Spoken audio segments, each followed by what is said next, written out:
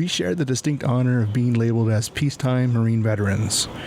If you want to get more into the label, we are short-term peacetime veterans. As my therapist said, that does not discount what we have done during our time in the service. Our memories are just as important as anyone else's. Every Marine left their imprint from the moment we stepped on the yellow footprints to the moment we signed our DD-214 and drove down the road, exiting base for the last time as an active duty member of our beloved Marine Corps. This is Chat 62. I am the Terminal Lance, Eric Monarca. And I am also the Terminal Lance, Martin Almanza. This is episode 1 of Chat 62, and we're going to start off with little icebreaker that I didn't give Almanza the heads up on. So okay, he's actually we're going to do a quiz. I'm going to give him 3 simple questions regarding his knowledge for the Marine Corps. Let me know if you're ready, willing, and able to answer what I got to throw at you. I'm going to try my best. It's been so long. There's a few things that I remember, but there's many things that I don't. It's going to be simple. Okay. I'm going to give you a sample one, okay? All right. Just to let you know what kind of questions I'm going to throw your way. What is the birthday of the United States Marine Corps? November 10th, 1775. Righto, you got it. All right, so it's going to be pretty easy questions like that. So, all right, I'm going to give you 3. Okay. All right. Number 1, where was the Marine Corps born? In a tavern called Tun. Yes, sir. Correct. Yes. All right. Number 2, Semper Fidelis means what? Always faithful. Yes. All right, here's another one I'm going to give you. Number 3, the red blood stripe on the NCO's trousers symbolize bloodshed of what battle? Wait, oh man, I never seen that rank, so Okay. so I was like, Okay, it's a multiple choice, so I'm gonna give you 4 choices. Okay. all right. A, Tarawa. B, Chapultepec. C, Bunker Hill. And D, Guadalcanal. I'm probably wrong, but I'm between A and B. But if I were to choose one, I don't know. I said A first in my mind, but I could be wrong. It might have been D, but I'm going with A. No, but I know it's wrong. A, Tarawa. Unfortunately, you are incorrect. Okay. The correct answer is B, Chapultepec. Okay. That's okay. When you said it, but I would have not remembered it. That's a good one.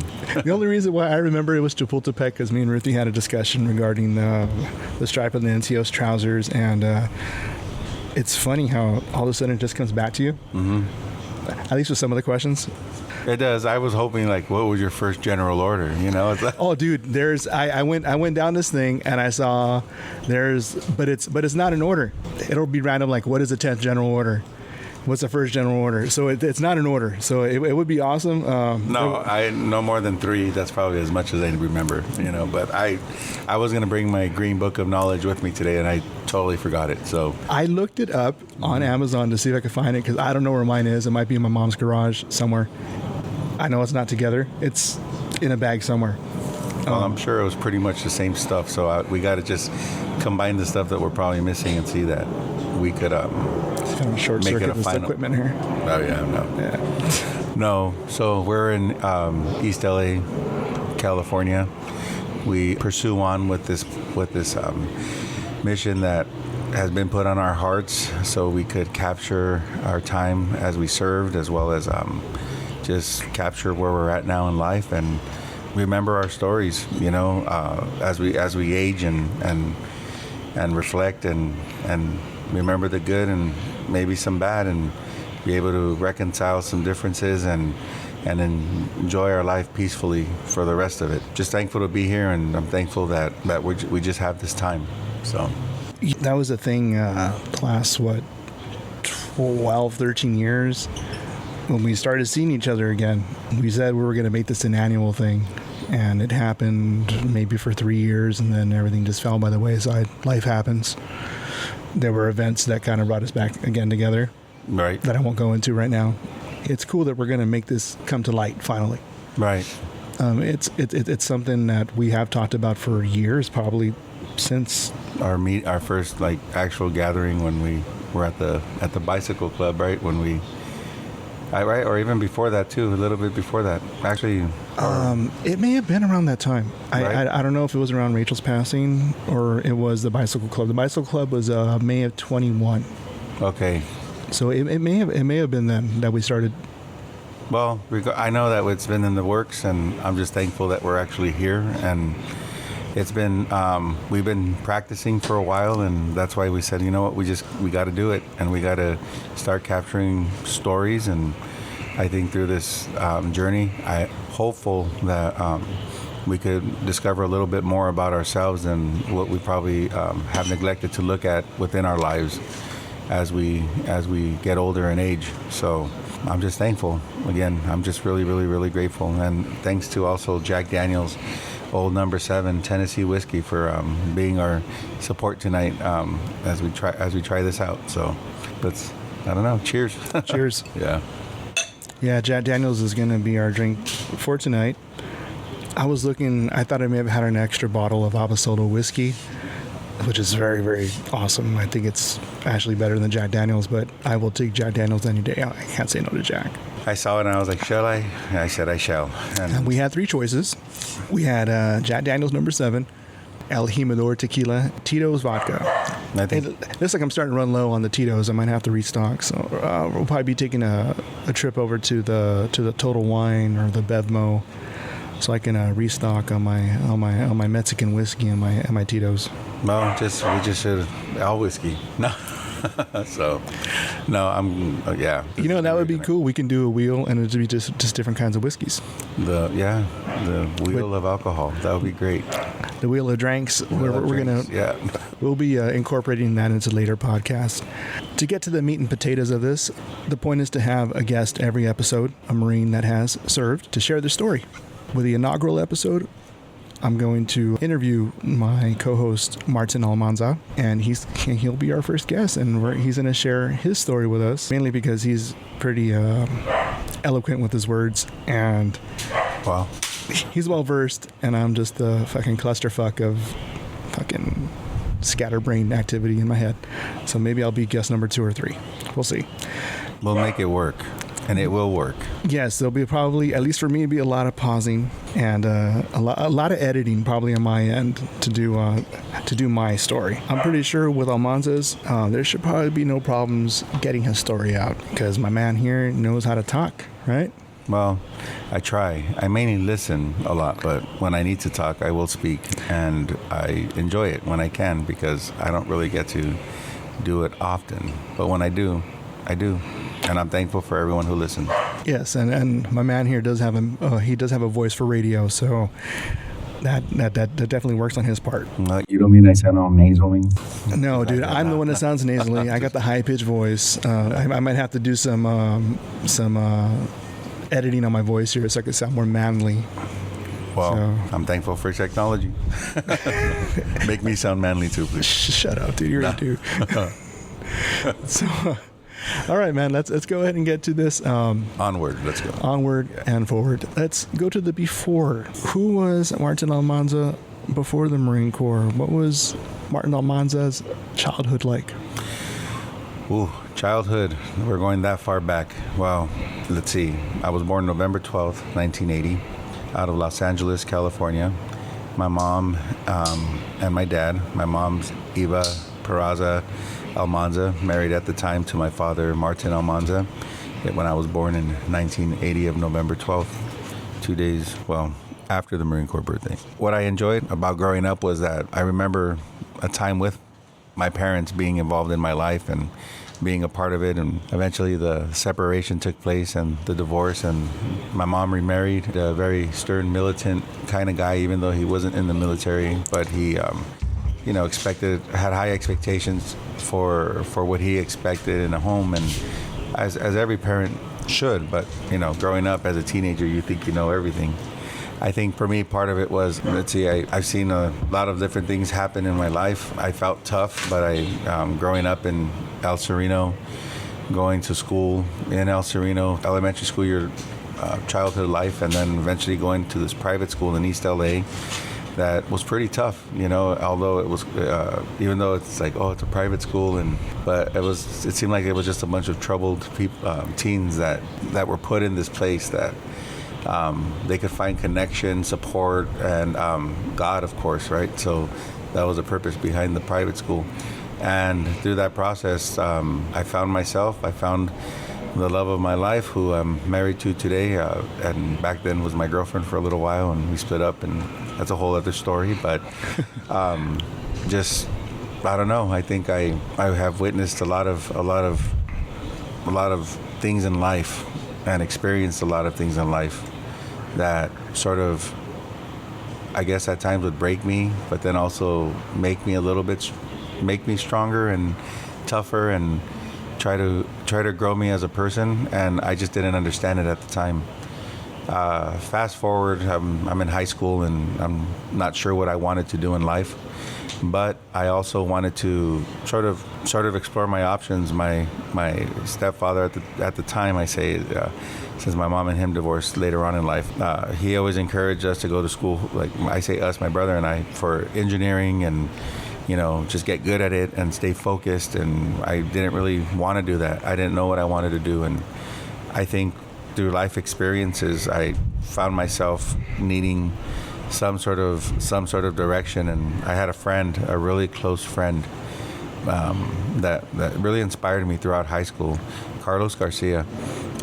He was my roll dog, as they say, right? Or we did everything with each other, or he would even say, oh, let's go get some food, because he had a car, and I'll be like, yeah, let's go, and or let's go see my mom real quick, and we would go for a drive. And I thought he was like the coolest thing, right?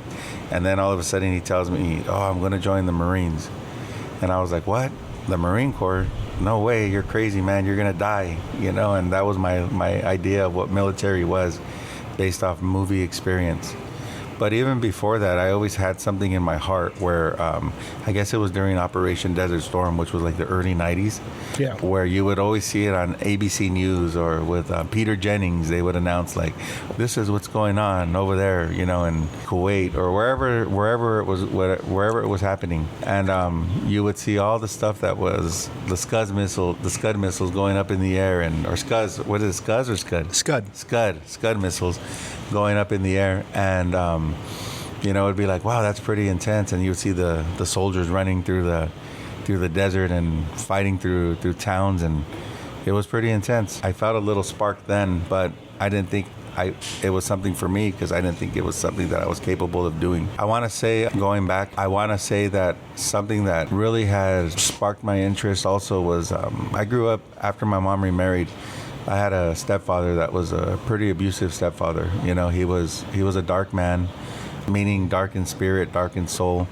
Very, again, strict in home, and very authoritative, where it was like, if it didn't go his way, we got a beating, we would get a beating of a lifetime type of thing, And I felt helpless sometimes, because I felt deflated, I guess it would be a good term, where I would be puffed up, feeling like I'm strong, I'm this, I'm that, and then all of a sudden he would come along and and break us, or break me, to the point of like, man, this is not worth it.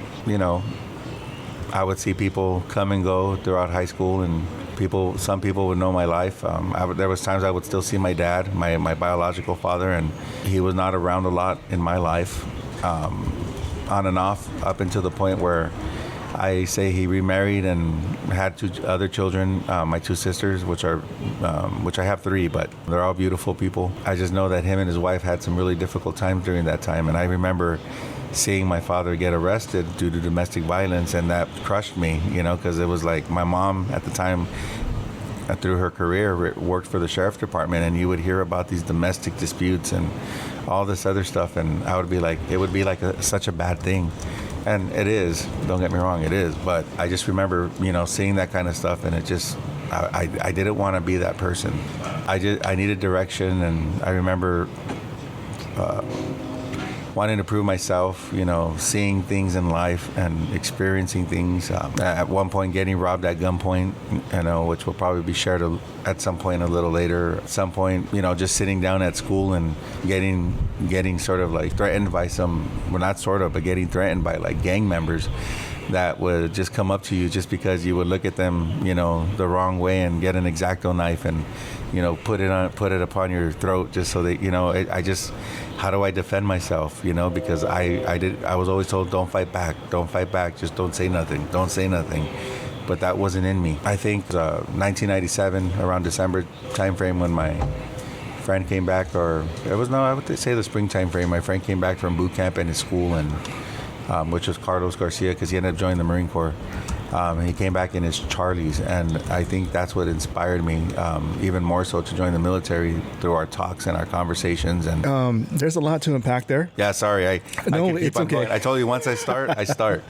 And I'm thankful again for everybody listening, because it's an interesting. I feel my time during the military was an interesting time because it was during that cusp of like there was peace, but there wasn't peace.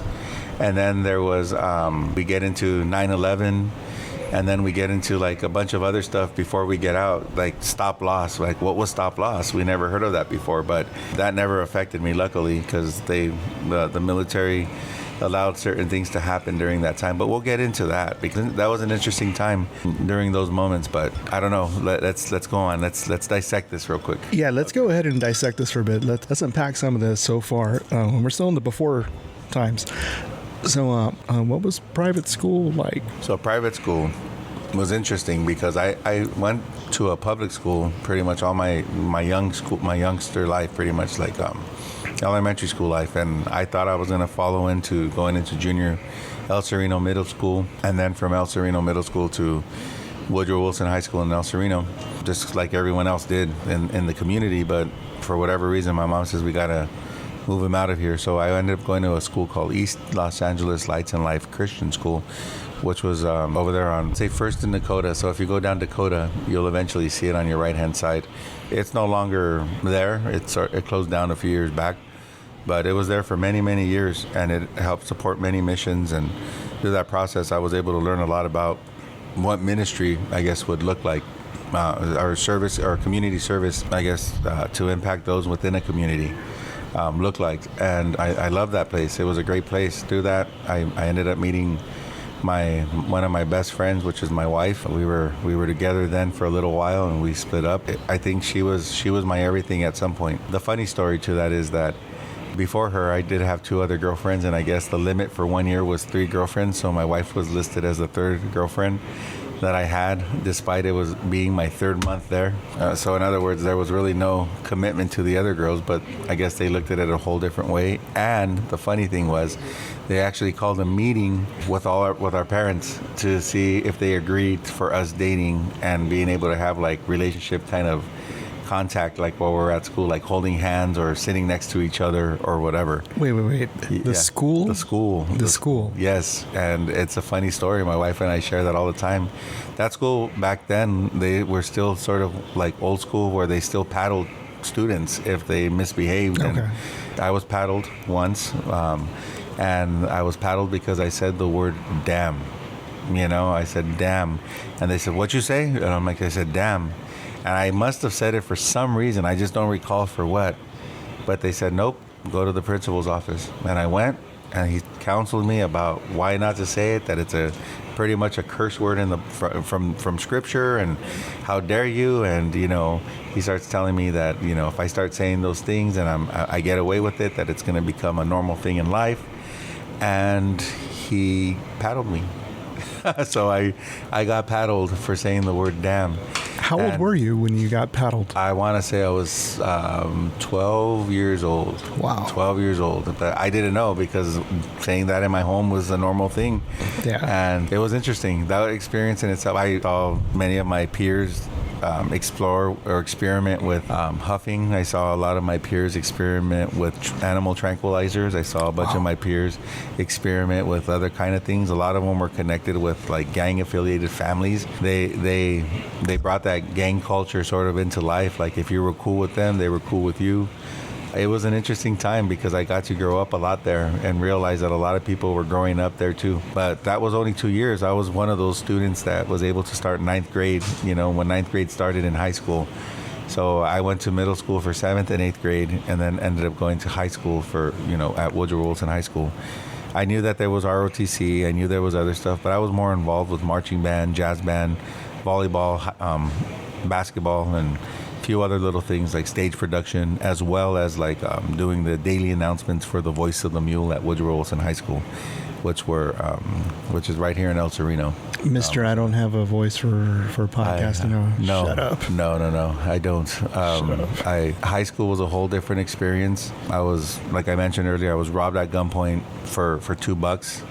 I also had a few other $100 in my trombone case for fundraiser money, but we can bring that up during the time of the Marine Corps. Because what have I done different was, the last question I was asked in court for that basically criminal that got me, So, I also developed a strong interest for having other relationships, and at that time my girlfriend, or my wife, which is now, we broke up, and I sort of just had fun in high school and ended up dating someone else that I would say would probably be my best friend throughout high school, because we did everything with each other, like school dances, pictures. We were voted couple of the year one year, all that great stuff. But that didn't end. But she was the start of my interest in joining the military as well, because I at the time I saw myself having a future with this person, just as any young one in love would probably see themselves with having. But it was an interesting time. And not many people were joining the military at the time. Many people just wanted to go to school, just go to college or trade school or whatever it was. But the military was really something not a lot of people really did. I think during that time, enlistment numbers were low. I think recruiters were struggling. They were desperate, giving what they can to people that needed it, or just to get people in. I would say from December or November of 1997 to March 30th of 1998 is when I enlisted to join the Marine Corps. There was a lot of interesting talks that I had with my family before that. Okay. Sorry, but no, I'm sorry. I'm going back to the question real quick of what was middle school like. Yeah, what was private school like? Yeah, private school was interesting, but it helped me. It made me realize that I needed to challenge myself a little bit more. So I always challenged myself when I was there, because academics were a little bit tougher. You had to find resources to really help you understand the concept. And even if you asked questions and didn't understand it, they still try to find a way to help you, but it was still up to you. I think part of that too, I had to grow up because my mom couldn't afford the full tuition. So every day for 2 years, I would get there early morning, and through the summers, I would get there early morning and work with the bookkeeper, Mr. Duncan, sit in the office in the early mornings from 6 a.m. until roughly around 15 minutes before school started, which was around 8 o'clock. And I would be helping them file and do all this stuff just so my mom could have a discount. And that's where I started getting an interest in administration and all that other stuff, because I realized that there was a need for everyone, in any type of organization or business. But yeah, that was something that was cool, because I gained some sort of experience in what bookkeeping would be like, what filing things, basic office administration things. The whole order of it. Yeah. The organization of it. Yeah. So every morning from basically 6 a.m., my mom would leave me off around 5:45. And from 6 a.m. until around 7:45, maybe 8 o'clock, depending on what needed to be done, I would be in the office, 11 years old, 12 years old, working with this old man, older gentleman. He wasn't old at the time, realizing that now. But back then, he's probably like our age. He had a mustache that was pretty epic, at the time. So I was like, well, he's old. He would be there, and and then after schools, I would go and answer the phones for the receptionist so she could run her other administrative errands. So I would be, good afternoon, East LA Lead in Life. This is Martin. How may I direct your call today? So at an early age, at 11, 12, and into going into 13, gaining experience, not knowing I was gaining experience. I just thought I was helping out my mom so she could afford to put me in in a private school, and I was thankful for that opportunity even now, because I never realized that it helped me later on in life. It helped shape you into the man that you are now. Yeah, well, part of it, part of it. Right. I just, it was tough, even during that process. I got in school suspension. I was like, what's in school suspension? It's basically glorified, detention, It's like when you would get in trouble, you get a page 11, or was it NJP, and you get a on-base restriction? Yeah, basically. Yeah. And I think that one was for, I think I got caught kissing a girl. Okay, so yeah. it wasn't anything like you were tagging on the walls, or you were nothing like that. But it was just tying shoelaces, making the teacher fall. It was a funny moment, but it was just like, okay, but whatever. It was definitely worth it at the time. So what I'm getting out of this is that you were a regular Valentino. No, not necessarily. I again, my confidence was not there. I just sort of looked around, and so what, it just fell on your lap, or what? Yeah, but no, not necessarily. Anybody that found sort of a little bit of interest in me, I would make an effort to get to know them a little bit better. And if we connected, we connected. If we didn't, we didn't. And then at the end, my wife won. No, middle school was interesting. The whole class was a class of 32 people, 7th, 8th, and 9th grade. So those 3 grades consisted of 32 people? Yeah, and 2 teachers. Oh, my God. So, and maybe actually 3 teachers, because we had our PE coach during that time as well. So there was 3 teachers. So between 3 teachers, between 32 students. Wow. And then missionaries that would come through, which was interesting. They would come through from all over. And I was going to ask if it was just like from California, if it was the U.S., or was from all over the world? I want to say there was some people that came from Canada, and there was people that would come from Mexico. But there was always, I remember a group of people that either would come from Washington or Oregon. I forgot, one of those states. But they would always come, and they would come for 2 weeks, and they would provide us with like song and worship and like food and just activities, throughout the day. And it was just like a fun time when they were there doing their mission projects type of thing. So I learned about missions, and I was like, wow, okay, what is that? And it goes just supporting something that you believe in, that's going to help grow, I guess, for the sake of ministry, the kingdom, of God. If you look at it and take that out, it's an organization that helps build something and helps grow something. If you truly believe in something, you grasp it, you love it, and you embrace it, and you go with it. Yeah. So middle school was interesting, and I enjoy it, and I'm thankful for that opportunity. Through that process, I met some great people who I still keep in contact with today. A lot of them are musicians. A lot of them, went through their own issues and figured themselves out in life, and later on, and to this day, we still reach out every now and then and sort of see how we are and who we are and where we're at, and anyone ever needs anybody, we'll be there. I think the most recent time that I experienced something like that from a long-term connection from somebody was when one of our classmates passed away at, I want to say, 38 years old, just random heart attack. It impacted us because we were all that close, again, a class of 32, and we're figuring things out in life, including, just who we are type of thing, and what we're not realizing that some people have experienced other things in life that others haven't, and there some other people were willing to share what they've experienced, which sometimes included relationships, or something like that. So you would hear a lot of stories, and you would see a lot of things in there that were interesting. Like I'm sure we can save that for the unrated, for the Chat 62 After Dark. Yeah, After Dark. There we go. Or something like that. Right on, man. And that was pretty much middle school. An interesting little story. I was able to experience quite a few things, and I am thankful for the experiences, and it did help grow me as a person. That was just middle school, but there's still high school. So. All right, so let's. I was gonna dig into music. Oh yeah, let's do music. What significance does music have in your life? Wow, to this day, I still play music. Music has always been a part of my life. My father was a musician. He played the piano, the accordion, trombone, sort of like guitar, everything. My grandfather played the guitar. both my grandfathers that I know of, my mother's father and my father's father. But music has always been in my life and incorporated in my life. I think in sixth grade, I wanted to learn the trombone, and I had an opportunity to do so within orchestra, and I got really good at it, and I sort of carried on with it for quite a few years into my high school years.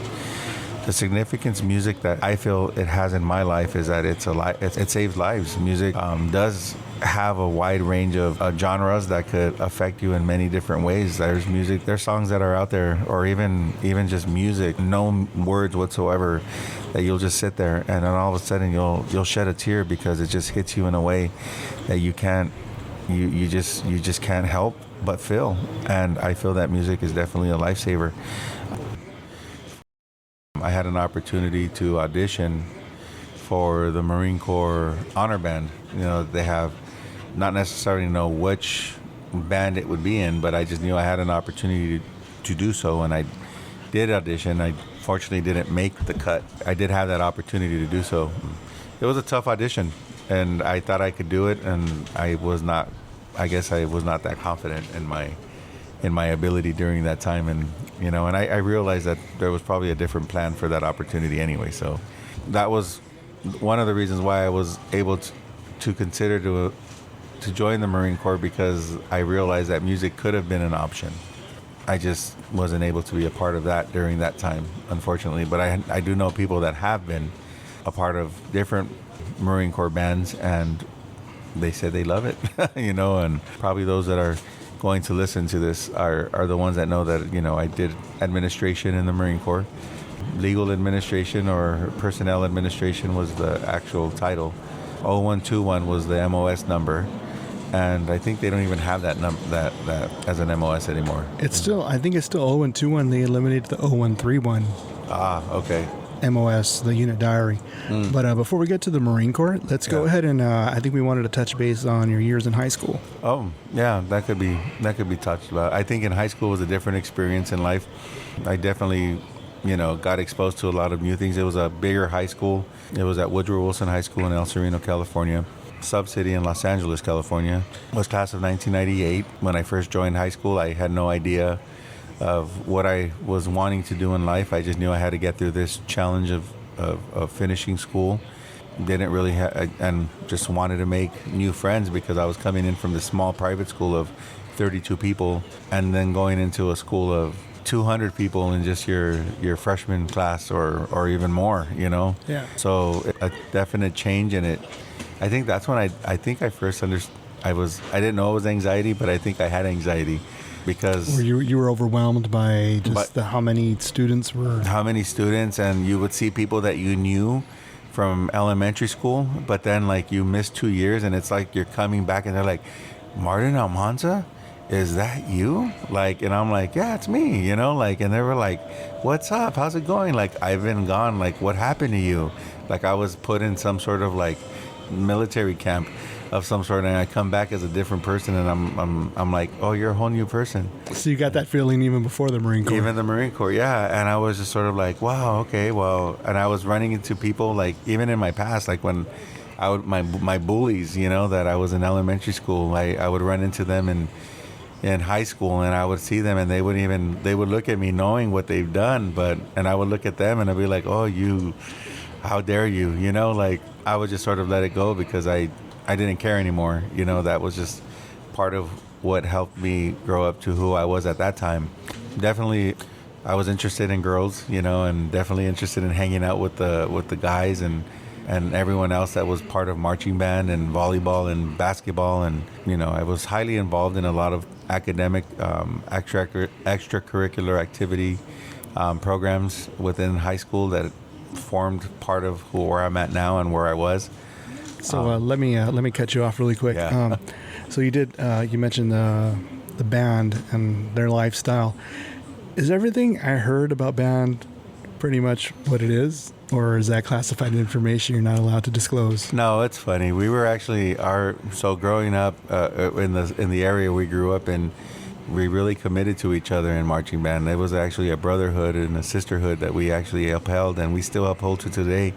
where we're there for each other through thick and thin. It was funny because we were known as like Wilson Mule Band 13.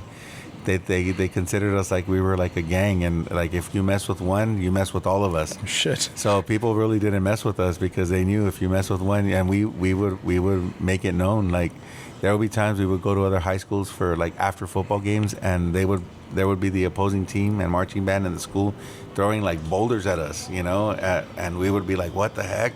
And we'll run in and we'd be like, oh no, they're not gonna throw stuff at us, so we'll start throwing stuff back. It would be intense, and they'll finally get us out of there. And we were just known, to be this Wilson Mule Band 13. 13 is associated usually with the gang, Right. Number or whatever. But it was funny. But a lot of those guys I still communicate with today, and I still hang out with specific ones, that era of band membership. And it was definitely understanding what brotherhood was, like learning about it then, and not realizing how much of an important it is now in life, and a member had died, passed away to cancer.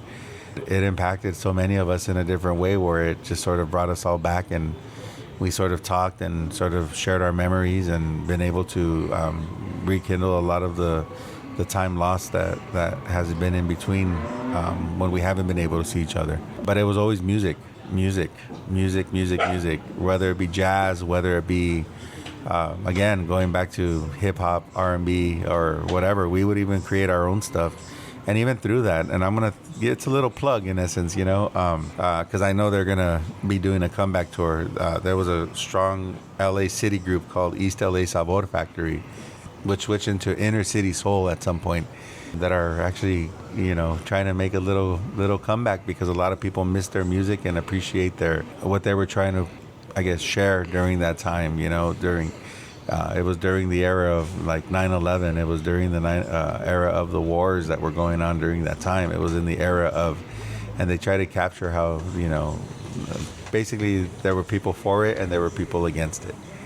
Freaking music. Yeah, it was great. And it still is great to today. It still helps me through life's process, including when it comes to my mental health. I try to find a lot of peacetime through music, especially since I sit through a lot of traffic. But you did mention that music did help you get through your time in the Corps. Oh, yes. I remember that time, the stuff that I would listen to was, they would consider anger music, or whatever, like Nirvana. I was like, how's Nirvana angry? But I could see why now. Even Offspring or... Oh, yeah, Offspring. Yeah. If you get into the 2000s, you have like...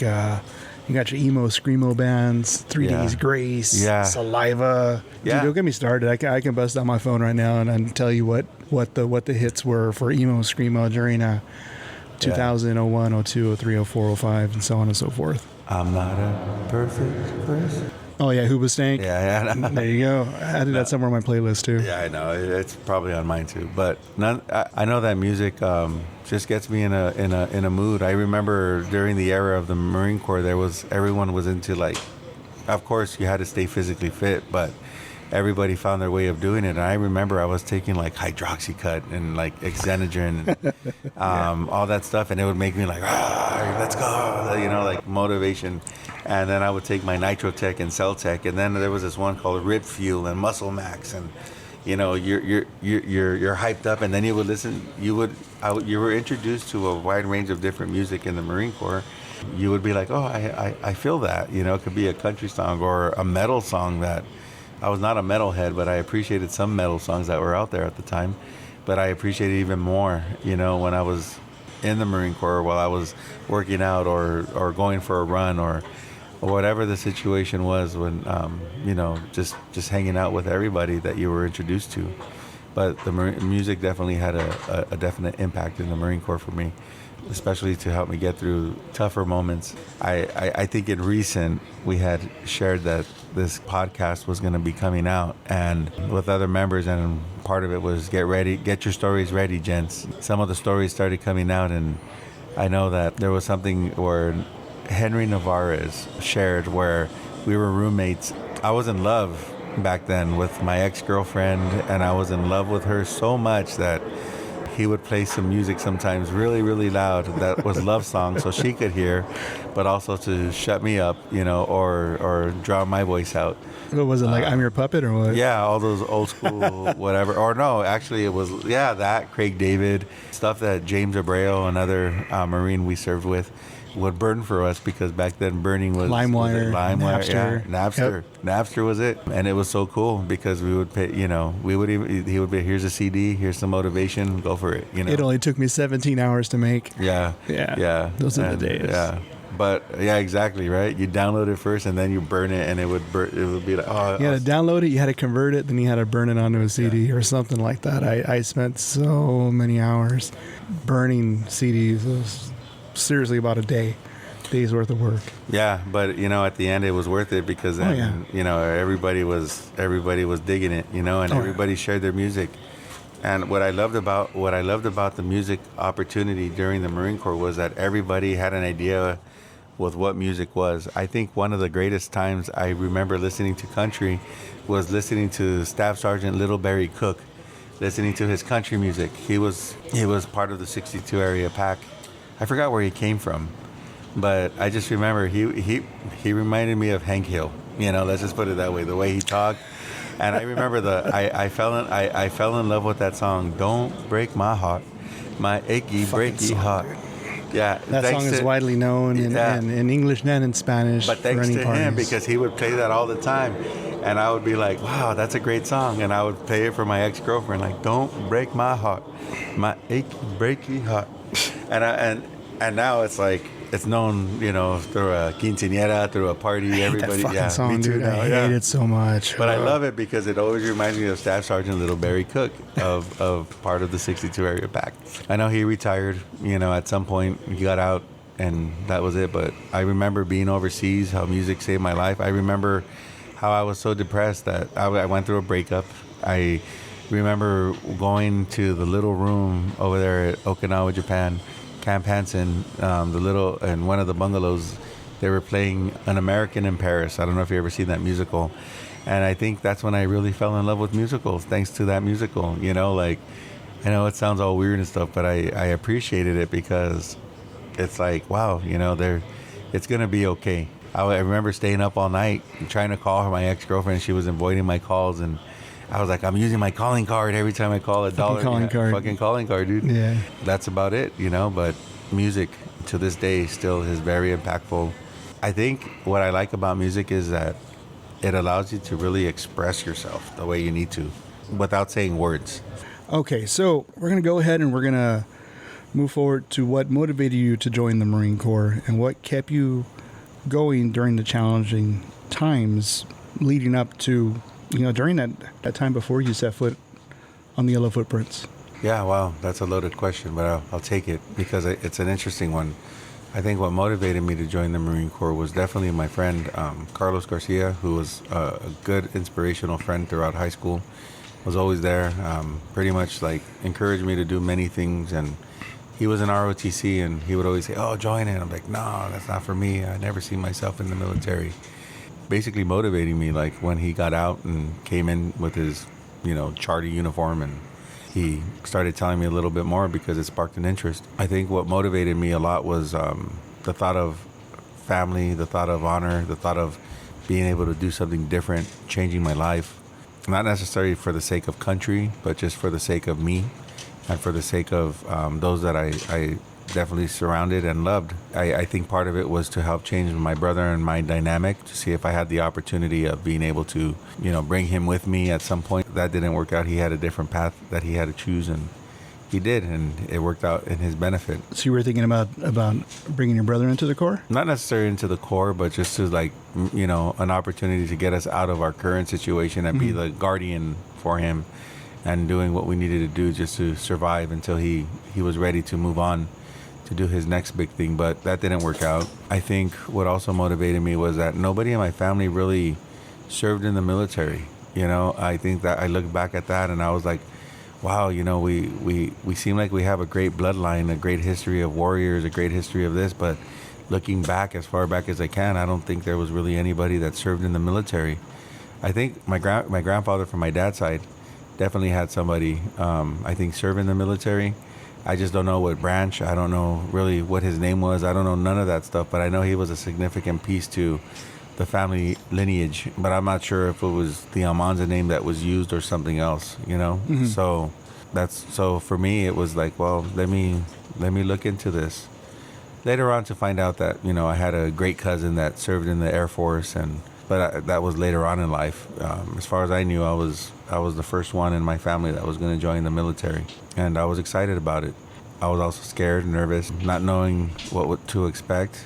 I just didn't want to have this idea of like the what if, like what if I had the opportunity to join it, but I didn't, and just change this dynamic of my life of killing me. Like you could have and you didn't, and I'm glad I decided to do it when I did. I was 17 when I enlisted. I was 17 when I went to boot camp, and I was 17 when I reported to my first schooling station, and I turned 18 actually the first day I checked in there. So you know, it was actually pretty cool. Good. That was a little experience in itself.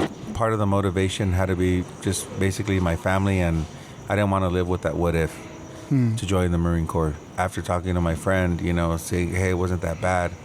You got to just challenge yourself sometimes. And I figured this was going to be the biggest challenge of my life. I've already endured and experienced a lot of other things, and I thought that was challenging in itself. Mm-hmm. But when you sort of live it every day, it becomes normal, and you sort of think that, but this was, you think that, oh, this is it. But you're going to get something totally new, which was an experience. And I think the experience in itself was definitely life-changing. I definitely embrace the idea of when I thought of wanting to join the Marine Corps, and because I knew that it was going to change the direction of my life. Man, just joining the Marine Corps was an interesting component too. What was the pulley aspect of it like for you, for doing like the pulley functions? Did you guys have those? Yeah, so I enlisted out of Boyle Heights, California, East LA, part of Boyle Heights. It's close to Los Angeles, downtown LA. It was a recruiting station that looked pretty run down. It was in the shopping center, but we definitely had some functions. I think part of it was my physical ability to do certain things. Like I was good in running, I was good in certain strength things, but when it came to pull-ups, I sort of sucked, you know. Same. And yeah, so they definitely wanted to work with me with that, and they did. And I think I went to like maybe 3 pulley functions. The first one was like a run around Roosevelt High School. We jumped a fence so we could run around their track and field area, and we did some exercises, and we jumped over the fence and went back, and they gave us pizza. The second pulley event was we actually went to Camp Pendleton, witnessed a School of Infantry graduation, and then we also got to ride a tank, you know. Oh shit. Yeah, they threw us in there, and they were like, oh, we're just gonna go like just down the strip pretty much, and they got us in a tank. They went, you know, from 0 to I don't even know how fast they went, but it was an exciting moment because you got to sit right on top with another Marine, and you were like, this is cool, and they were giving you the feel of what you could possibly do in the Marine Corps. They're like, come on, you want to go in open contract, yeah, right? Yeah, exactly. That's exactly what it was. And then It's a commercial. And then the third one was basically just we went down to MEPS. They showed us around. They showed us what the process would be like. Mm. And at that point, it was like I was already committed. March 30th of 1998 is when I swear to uphold to the Constitution of the United States of America, you know, defend and all that good stuff that it tells us to do. And I went to make that a quiz right there. Right. Do you remember the exact speech? Yeah, right. Raise your right hand and no. It was an interesting experience. I remember going in there. I was nervous. I was scared. I was not knowing what to expect. I think all of us are like that at some point, but some of them know. Some people do know because they already have a history of family lineage of those that have served, and they have shared their experiences, and they sort of have a heads up. I think part of the main experience for me was just I needed to get out of the house. I needed to definitely try something different. I didn't want to go to school straight out of high school. I didn't want to really necessarily work, but I knew I had to because that was the only option I had if I didn't want to go to school according to my parents. And I said, well, I also don't want to live here either. So the Marine Corps offered the best of all worlds that I was looking for at the time. So 3 hots and a cot. That's right. That's right. I basically, I want to go. I had my mom sign all the waivers that needed to be signed because I was still underage. And in July of 1998, I shipped out and I started the journey of becoming a United States Marine.